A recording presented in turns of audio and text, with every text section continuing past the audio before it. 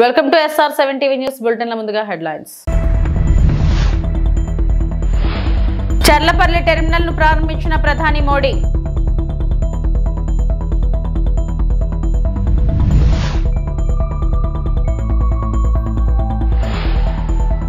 ఉండి నియోజకవర్గంలో మంత్రి నారా లోకేష్ పర్యటన.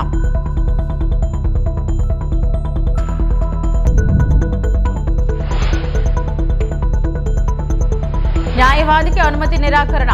ఏసీబీ ఆఫీస్ నుంచి వెనుతిరిగిన కేటీఆర్. చర్లపల్లి రైల్వే టెర్మినల్ ను ప్రధాని నరేంద్ర మోడీ వర్చువల్ గా ప్రారంభించి జాతికి అంకితం చేశారు. సాంకేతికత, అత్యాధునిక సౌకర్యాలతో 413 కోట్లతో దీన్ని నిర్మించారు. కార్యక్రమంలో తెలంగాణ సీఎం రేవంత్ రెడ్డి వర్చువల్ గా పాల్గొన్నారు.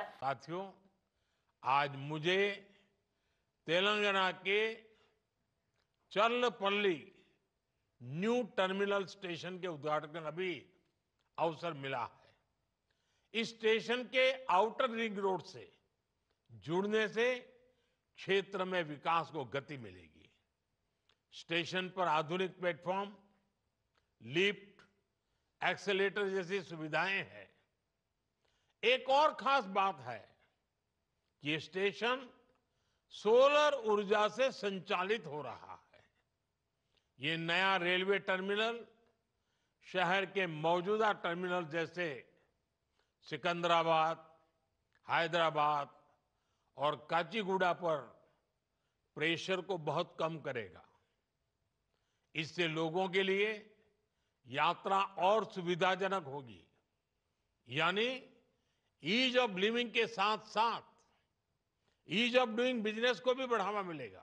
ఉండి నియోజకవర్గంలో మంత్రి నారా లోకేష్ పర్యటన. పశ్చిమ గోదావరి జిల్లా ఉండి నియోజకవర్గం ఐటీ మరియు విద్యాశాఖ మంత్రి నారా లోకేష్ పర్యటనలో భాగంగా విచ్చేసిన సందర్భంగా జలవనరుల శాఖ మంత్రి నిమ్మల రామనాయుడు, మాజీ ఎమ్మెల్యే శివరామరాజు, ఉండి నియోజకవర్గం ఎమ్మెల్యే రఘురామకృష్ణంరాజు ఘన స్వాగతం పలికారు. మంత్రి లోకేష్ ప్రజలకు అభివాదం చేసుకుంటూ అలా ముందుకు వెళ్లి ఉండి నియోజకవర్గం జిల్లా పరిషత్ పాఠశాలలో క్రీడా ప్రాంగణం మరియు పిల్లల తరగతి గదులు, పలు అభివృద్ధి పనులకు శంకుస్థాపన చేశారు. కార్యక్రమంలో కామినేని శ్రీనివాస్, మద్దిపాటి వెంకటరాజు, బొలిశెట్టి శ్రీనివాస్, పత్తిమట్ల ధర్మరాజు, పలువర్తి రామాంజనేయులు తదితరులు పాల్గొన్నారు.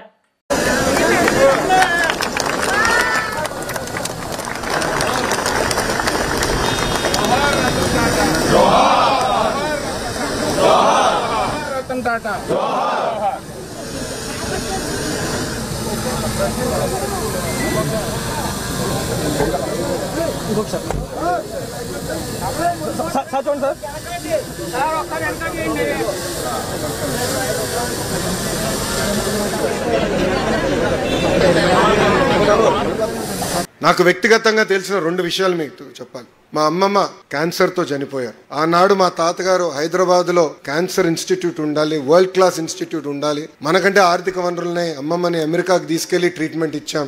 అలాంటి ట్రీట్మెంట్ హైదరాబాద్ కేంద్రంగా తీసుకురావాలని బస్వ తారకం క్యాన్సర్ ఇన్స్టిట్యూట్ ప్రారంభించారు, శంకుస్థాపన చేశారు. ఆనాడు అది తెలుసుకున్న రతన్ టాటా గారు మొదటి 25 కోట్ల రూపాయల డబ్బులు ఆ ఇన్స్టిట్యూట్ కోసం ఇచ్చారు. ఇది ఇప్పుడు 25 కోట్ల రూపాయలు కాదు, ఇది 1992-93లో ఒక్క ఫోన్కి ఆయన 25 కోట్ల రూపాయలు ఇచ్చారు. అంతెందుకు మనం 2014లో తెలుగుదేశం ప్రభుత్వం ఉన్నప్పుడు హుదూద్ తుఫాన్ వచ్చింది విశాఖపట్నానికి. ఆనాడు నేను టాటా ట్రస్ట్ సీఈఓకి ఫోన్ చేసి ఇట్లా హుదూద్ వచ్చింది కొంచెం ఆదుకోండి అని కోరితే ఆయన ఫోన్ పెట్టేసి 30 సెకండ్స్ తర్వాత నాకు ఇప్పుడే రతన్ టాటా గారితో మాట్లాడాను, 3 కోట్ల రూపాయలు మేము ఇప్పుడు నిధులు ట్రాన్స్ఫర్ చేశామని చెప్పారు. డబ్బులు ఇస్తాం గొప్ప కాదు. నేను అడిగాను ఎప్పుడు వస్తారైనా అని అడిగితే మాకు మార్కెటింగ్ అవసరం లేదు, మాకు ప్రెస్ రిలీజ్ అవసరం లేదు, ప్రజల్ని మీరు జాగ్రత్తగా చూడండి, డబ్బులు సరిపోతే మాకు ఫోన్ చేయండి మళ్ళీ ఇస్తానని చెప్పిన గొప్ప వ్యక్తి రతన్ టాటా గారు.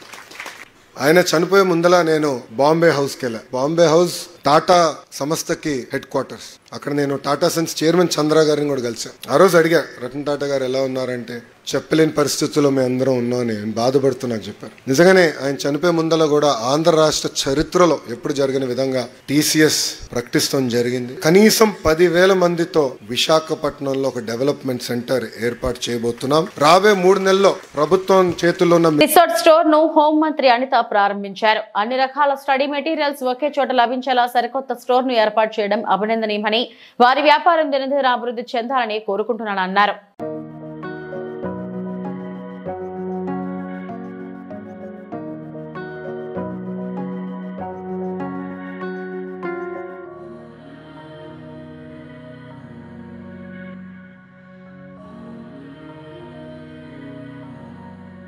2 నూతన బస్సులను ప్రారంభించిన ఎమ్మెల్యే డాక్టర్ బివి జయనాగేశ్వరరెడ్డి.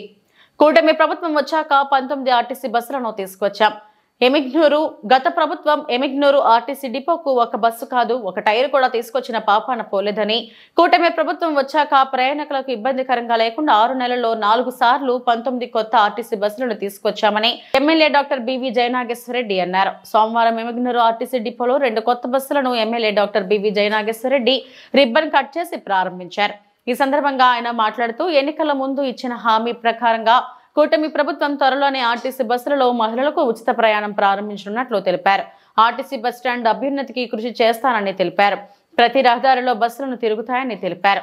కార్యక్రమంలో RTC depot manager Amarnath, national Mazdoor unity association depot కార్యదర్శి ముస్తాక్ అహ్మద్ తో పాటు సహాయ కార్యదర్శి తదితరులు పాల్గొన్నారు.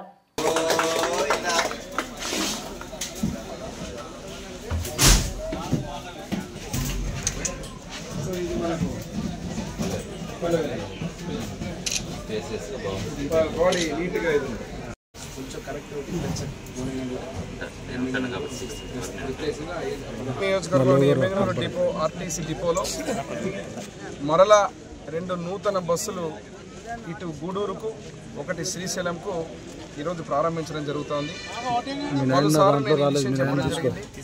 దాదాపుగా కూటమి ప్రభుత్వం అధికారంలోకి వచ్చిన తర్వాత ఆర్టీసీ బస్సుల్ని గణనీయంగా పెంచుతూ ఈరోజు ఎమ్మెగ్నూరు ఆర్టీసీ డిపోని కలకలలాడే విధంగా, ప్రతి ఒక్క రూట్ కనెక్టివిటీ చేసే విధంగా, అదేవిధంగా రోడ్లు గుంతలు పడిన రోడ్లను కూడా మరమ్మతులు చేసి మళ్ళీ రానున్న రోజుల్లో ఆర్థిక స్థితిని మెరుగుపరుస్తూ ఆ రహదారులను కూడా బ్రహ్మాండంగా కనెక్టివిటీ పెంచే విధంగా చేస్తూ ఆర్టీసీ రంగాన్ని, ఆర్టీసీ బస్సుని ప్రజలకు చాలా దగ్గరగా ఉండేటువంటి ఆర్టీసీ ప్రయాణాన్ని ఇంకా సులభతరం చేస్తూ ఇంకా మంచిగా బ్రహ్మాండంగా వారికి అనుకూలం చేసే విధంగా పోవడం జరుగుతోంది. రానున్న రోజుల్లో ఇంకా దాదాపు 10 నుంచి 15 బస్సులు ఇంకా పల్లె వెలుగు కావచ్చు, ఇతరత్ర టాప్ స్టార్ లైనర్లు కూడా ఎమ్మెగ్నూరు నుంచి వైజాగ్ ఇటువంటి కూడా ప్రతిపాదనలు పెట్టి తెప్పించబోతున్నాం. ఒకటే చెప్తున్నాం, కూటమి ప్రభుత్వంలో ఈరోజు ముఖ్యమంత్రి నారా చంద్రబాబు నాయుడు గారి యొక్క నాయకత్వంలో ప్రతి రంగం కూడా ఇలాగే దూసుకొని పోతుంది. ప్రతి రంగం కూడా, ఇటు రోడ్లు కావచ్చు, ఇటు రకంగా ఆర్టీసీ రంగం కావచ్చు, బస్సులు కావచ్చు, అదే రకంగా పెన్షన్లు కావచ్చు, అంటే సంక్షేమము, అభివృద్ధి చెప్పిన ప్రతి మాటను కూడా తూచే తప్పకుండా గత ప్రభుత్వం ఆర్థిక రంగాన్ని తూట్లు పొడిచి సర్వనాశనం చేసిన దాన్ని కప్పిపుచ్చుకుంటూ సరిచేసుకుంటూ మళ్ళీ సంపదను పెంచుతూ ఈరోజు ఈ కార్యక్రమాలన్నీ చేస్తూ ప్రజలకు ఇబ్బంది కలగకుండా కార్యక్రమాలు చేపడుతోంది. మరొకసారి ముఖ్యమంత్రి వారు నారా చంద్రబాబు నాయుడు గారికి, ఆర్టీసీ శాఖ మంత్రి ట్రాన్స్పోర్ట్ మంత్రి గారికి. శ్రీశైలంలో చిరుతపులి అర్ధరాత్రి హల్చల్ చేసింది. పాతాళగంగ సమీపంలోని మెట్ల మార్గంలోని పూజారి సత్యనారాయణ ఇంటి ఆవరణలో చిరుతపులి సంచరించింది. చిరుతపులి దృశ్యాలు సీసీ కెమెరాలో రికార్డయ్యాయి. అర్ధరాత్రి 1:30 నుండి 2 గంటల సమయానికి మధ్యలో పూజారి ఇంటి ఆవరణలోకి చిరుతపులి ప్రవేశించడం సీసీ కెమెరాల్లో చూసి భయభ్రాంతులకు గురయ్యాడు. అయితే రాత్రి సమయం కావడంతో ఇంటి యజమాని తన విధుల నిమిత్తం డ్యూటీకి వెళ్లి ఇంటికి వచ్చిన తర్వాత సీసీ కెమెరాలలో చూడక ఒక్కసారిగా షాక్ అయ్యారు. చిరుతపులి ఇంటి ఆవరణలోకి ప్రవేశించిన చిరుతపులి తిరిగి వెళ్తూ సీసీ కెమెరాలో రికార్డ్ అయింది. చిరుత ఒక్కసారిగా ఆగి సీసీ కెమెరా వైపు చూసి వెళ్ళింది. చిరుతపులి సంచరించిన ప్రదేశం పైగా కొండ ప్రాంతం దగ్గరగా ఉండటంతో చిరుతపులి బయటకు వచ్చి ఉండొచ్చని అటవీశాఖ అధికారులు భావిస్తున్నారు. స్థానికులు, భక్తులు జాగ్రత్తగా ఉండాలని దేవస్థానం అటవీశాఖ సిబ్బంది విజ్ఞప్తి చేశారు.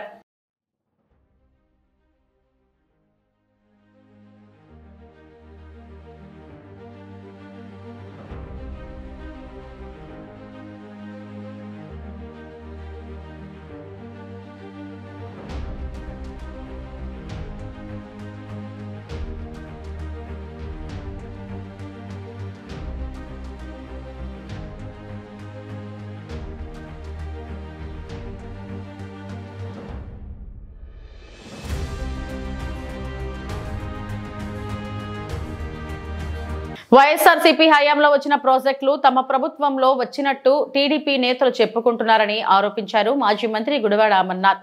రాష్ట్రంలో ఏ శాఖ మీద అవగాహన లేకుండా నారా లోకేష్ సకల శాఖల మంత్రిగా తయారయ్యారని ఎద్దేవా చేశారు. ఇదే సమయంలో విశాఖలో ఐటీ రావడానికి కారణం వైఎస్ కుటుంబం అని చెప్పారు. మాజీ మంత్రి గుడివాడ అమర్నాథ్ విశాఖలో మీడియాతో మాట్లాడుతూ ప్రధాని నరేంద్ర మోడీ శంకుస్థాపన చేసే ప్రాజెక్టులన్నీ వైఎస్ఆర్సీపీ ప్రభుత్వ హయాంలో వచ్చినవే. వైఎస్ జగన్ పాలనలో వచ్చిన ప్రాజెక్టులు తమ పాలనలో వచ్చినట్లు టీడీపీ నేతలు చెప్పుకుంటున్నారు. వైఎస్ జగన్ మీద మాట్లాడి లోకేష్ ఆబాసు పాలయ్యారు. ఏ శాఖ మీద అవగాహన లేకుండా సకల శాఖల మంత్రిగా లోకేష్ తయారయ్యారు. 17 ఏళ్ల సీఎంగా ఉండి ఉత్తరాంధ్రకు చంద్రబాబు ఏం చేశారో చెబితే బాగుండేది. ఉత్తరాంధ్ర అభివృద్ధిపై బహిరంగ చర్చకు సిద్ధమని గుడివాడ అమర్నాథ్ సవాల్ విసిరారు. కనబడతా ఉన్నాయి. వాస్తవానికి రాష్ట్రంలో సకల శాఖ మంత్రిగా, ఏ శాఖ మీద కూడా అవగాహన లేనటువంటి సకల శాఖ మంత్రిగా గడిచినటువంటి 7 నెలలుగా లోకేష్ గారు మంచి పేరు తెచ్చుకున్నారు. మంచి కలెక్షన్ కింగ్గా గడిచినటువంటి 7 మాసాలు రాష్ట్రంలో ఎక్కడ ఏ రకమైనటువంటి దోపిడీ చేయాలి, అన్ని శాఖల్ని ఆయన గుప్పెట్లో పెట్టుకొని ఏ శాఖ నుంచి ఏ రకంగా రాబడి వస్తుందన్నటువంటి దాని మీద ఎక్కువ శ్రద్ధ పెట్టినటువంటి వ్యక్తిగా పేరుగాంచినటువంటి సందర్భాలు మనం చూసాం. అయితే నిన్న వారు చేసినటువంటి ఆరోపణలు, కొన్ని ప్రధానమైనటువంటి ఆరోపణలు, వాటికి సమాధానాలు మీ ద్వారా ప్రజలకు చెప్పాలన్నటువంటి ఉద్దేశంతో మీ ముందుకు రావడం జరిగింది. వారు చేసినటువంటి ప్రధానమైనటువంటి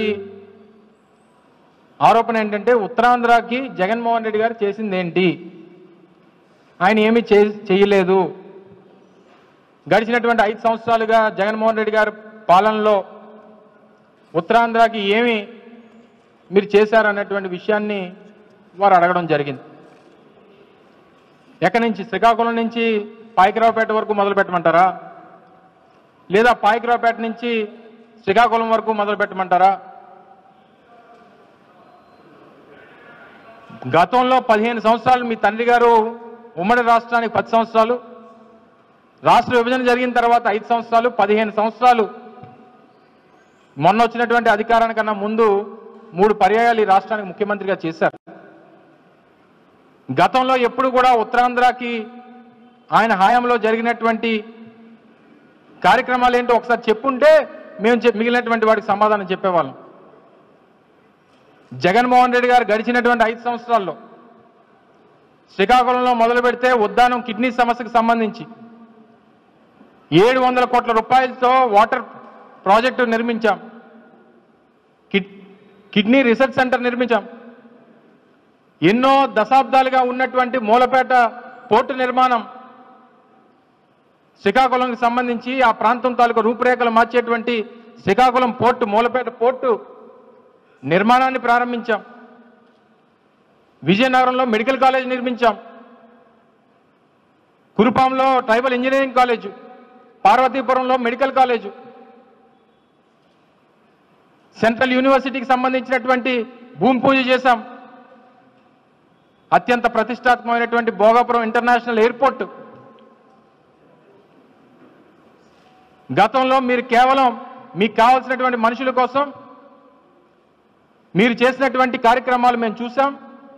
మేము అధికారంలోకి వచ్చిన తర్వాత అనేక కోర్టు కేసులు అడ్డంకులు ఉంటే 2002 ఎకరాలు, ఎందుకంటే నేను ఆ శాఖకు సంబంధించినటువంటి మంత్రిగా పూర్తి పర్మిషన్స్ కానీ ఆ ల్యాండ్ ఎక్విజిషన్ కానీ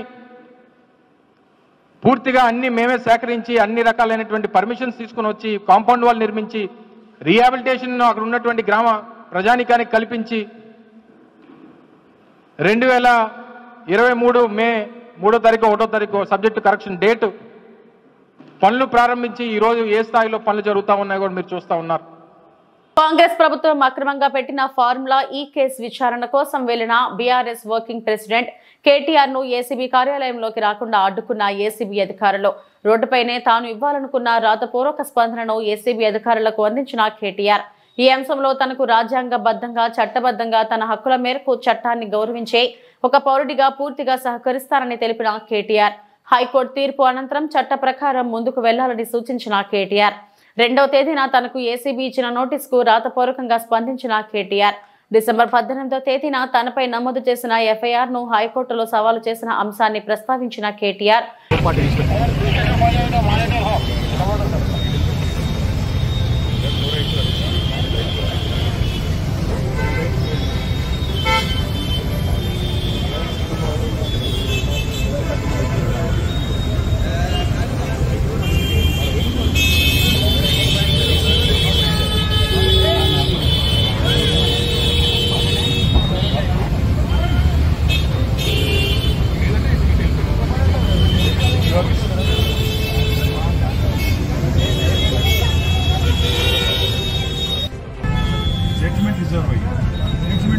విద్యుత్ డిస్కీములు పెంచిన విద్యుత్ ఛార్జీలు అమలుపై వినియోగదారుల అభిప్రాయం తెలుసుకునేందుకు 7, 8, 10 తేదీలలో అభిప్రాయ సేకరణ చేపడుతున్నట్టు పశ్చిమ గోదావరి జిల్లా Narsapuram EPDCL executive engineer Madhukumar చెప్పారు. ఆయన మీడియాతో మాట్లాడుతూ వినియోగదారులు నేరుగా కానీ వీడియో కాన్ఫరెన్స్ ద్వారా కానీ అభిప్రాయాలను లిఖితపూర్వకంగా లేదా వీడియో కాన్ఫరెన్స్ ద్వారా నేరుగా ఏపీఈఆర్సీ చైర్మన్ ఠాకూర్ రామ్ సింగ్ కు తెలియజేయవచ్చునన్నారు.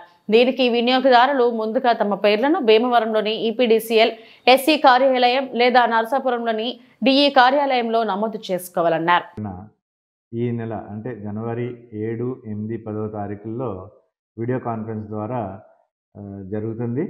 ఈ యొక్క వీడియో కాన్ఫరెన్స్ ఏపీఆర్సీ చైర్మన్ గారైనటువంటి శ్రీ ఠాకూర్ రామ్ సింగ్ గారి ఆధ్వర్యంలో జరుగుతుంది. కాబట్టి ప్రతిరోజు ఆ 7, 8, 9 తారీఖులు 7, 8, 10 తారీఖుల్లో ఉదయం 10:30 నుంచి 4:30 వరకు నర్సాపురం ఎలక్ట్రికల్ డివిజన్ కార్యాలయం నందు జరుగుతుంది. ఇంతవరకు రిజిస్ట్రేషన్ చేయించుకున్న వాళ్ళు వచ్చి పాల్గొనవచ్చు. అలాగే రిజిస్ట్రేషన్ చేయించుకోవాలి అనుకున్న వాళ్ళు కూడా వచ్చినట్లయితే మేము రిజిస్ట్రేషన్ చేసి గౌరవ ఏపీఆర్సీ చైర్మన్ గారి అనుమతితో మీకు సమయం కేటాయించడం జరుగుతుంది.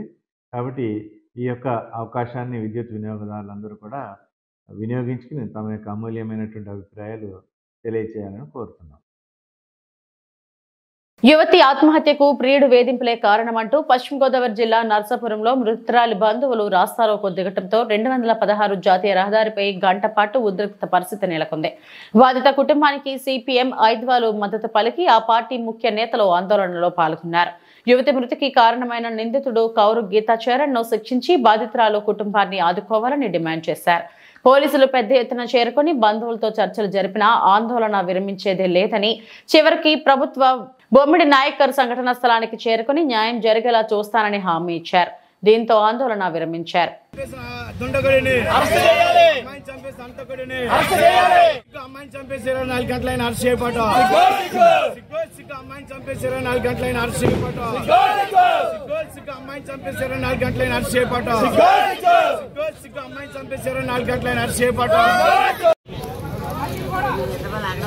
ఆయన జైలు సాయుధ కుటుంబానికి ఆయన జైలు సాయుధ కుటుంబానికి అసలు చేయాలి అంతకుడని అసలు చేయాలి అంతకుడని అమ్మాయి చనిపోయారు. ఓకే దీనికి శాసనసభ్యులు చెప్తున్నారు. ఇక్కడ మరి హైదరాబాద్ జిల్లా అధ్యక్షులు పూర్ణ గారు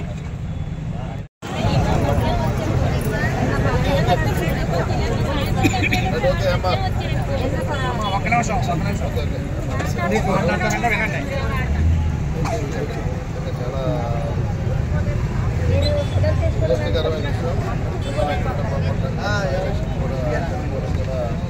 అది ఆత్మహత్య కుటుంబానికి కూడా తీవ్రంగా ఉంటుంది. ఎవరైతే దీనికి బాధ్యులు ఉన్నారో బాధ్యతగా చెప్తున్నటువంటి కౌరు చరణ్ గీతా చరణ్ ఇంకోతను ఎవరు అమ్మాయి మోహన్ అమ్మాయి మీద ఆల్రెడీ ఎఫ్ఐఆర్ ఫైల్ చేశారు. వెంటనే కుటుంబాలు అతను అరెస్ట్ చేసి కేసు కూడా కట్టారంటారు. వెంటనే అరెస్ట్ చేస్తారు. మీరు ఎక్కడ కూడా ఇబ్బంది పడాల్సి లేదు. మీరు అందరికీ అంశాన్ని ఇక్కడ కావాలి బయటికి వెళ్ళకూడదు. అమ్మాయికి న్యాయం జరిగే విధంగా కూడా మీ తరఫున జరుగుతున్నాను. అదేవిధంగా ఎవరైతే బాధ్యులు ఉన్నారో అంటే అతని మీద కేసు ఫైల్ చేసి అరెస్ట్ చేయండి. రాష్ట్రంలో రేవంత్ రెడ్డి ప్రభుత్వం కక్ష సాధింపు చర్యలకు పాల్పడుతూ ఇష్టారాజ్యంగా చట్టబద్ధ సంస్థలను వాడుకుంటున్నారని మాజీ మంత్రి సింగిరెడ్డి నిరంజన్ రెడ్డి విచారణ సంస్థలు పారదర్శకంగా నిష్పాక్షపాతంగా వ్యవహరించాలని సూచించారు. ప్రతిపక్షాల గొంతు నొక్కడానికి కాంగ్రెస్ ప్రభుత్వం క్షుద్ర రాజకీయ క్రీడ ఆడుతుందని విమర్శించారు.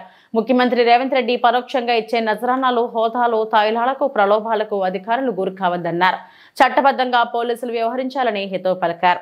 ఆయన వెంట బీఆర్ఎస్ నేతలు తదితరులు ఉన్నారు. అందులో ఏమీ లేకున్నా ఆ కేసులో అవినీతి జరిగిందంటూ ఒక తప్పుడు ఆరోపణతో ఫిర్యాదు చేసి బేస్లెస్గా ఒక ఎఫ్ఐఆర్ను రిజిస్టర్ చేయడం జరిగింది. అదంతా కూడా మనందరికీ తెలిసిందే, ప్రజలకు తెలిసిందే. దాని మీద హైకోర్టులో ఆ ఎఫ్ఐఆర్ను రద్దుపరచాలని, దానికి ప్రాథమికంగానే ప్రైమా ఫేసి ఎవిడెన్స్ ఏమీ లేదు అని చెప్పి కోర్టులో హైకోర్టులో వేసినటువంటి విచారణలో సుదీర్ఘ వాదోపవాదాలు జరిగినాయి.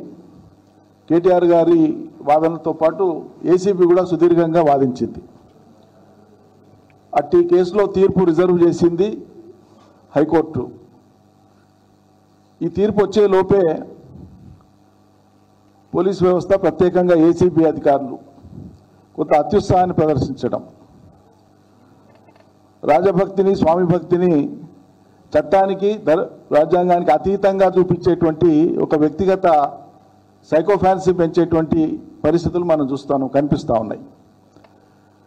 విచారణ ఏ కేసైనా చట్టబద్ధమైనటువంటి సంస్థలు, ఏ ప్రభుత్వాలున్నా చట్టబద్ధమైనటువంటి సంస్థలు ఎప్పుడైనా సరే, విచారణ సంస్థలు ఎప్పుడైనా సరే, విచారణ ప్రక్రియ ఫెయిర్ అండ్ అంటే చాలా స్పష్టంగా, క్లియర్గా, ఓపెన్గా విచారణ అనేటువంటిది సక్రమంగా, నిష్పక్షపాతంగా జరపడమే కాకుండా జరుగుతున్నట్లు ప్రజలు భావించేటట్లు చూడడం కూడా ఆ సంస్థల యొక్క బాధ్యత.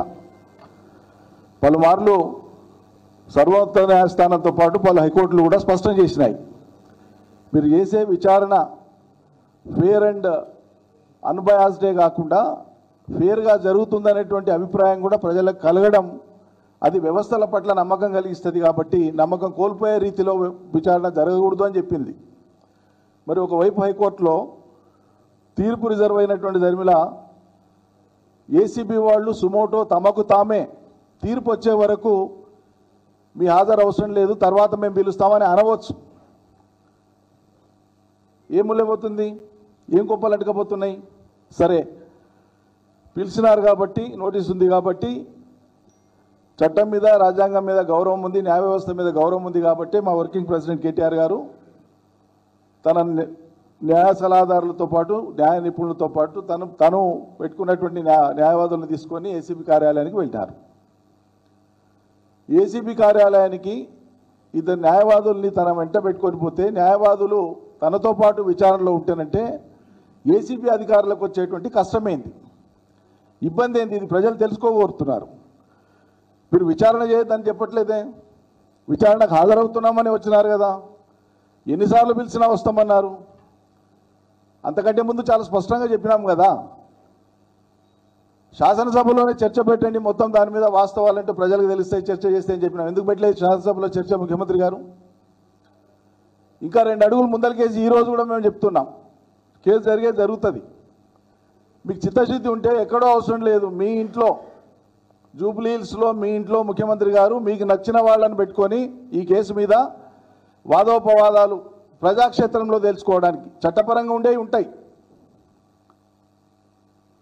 ఇప్పటికైనా సిద్ధమైతే పెట్టండి, కేటీఆర్ గారు వస్తారు, మీరు ఉండండి, లైవ్ పెట్టండి, మొత్తం రాష్ట్ర ఛానల్స్ పెట్టండి, మీరు చేయదలుచుకున్న వాదనలు మీ దగ్గర ఉన్న ఆధారాలు పెట్టి ప్రజల ముందర పెట్టండి, ప్రజలు కూడా అభిప్రాయం ఏర్పరచుకుంటారు కదా. సిద్ధమేనా?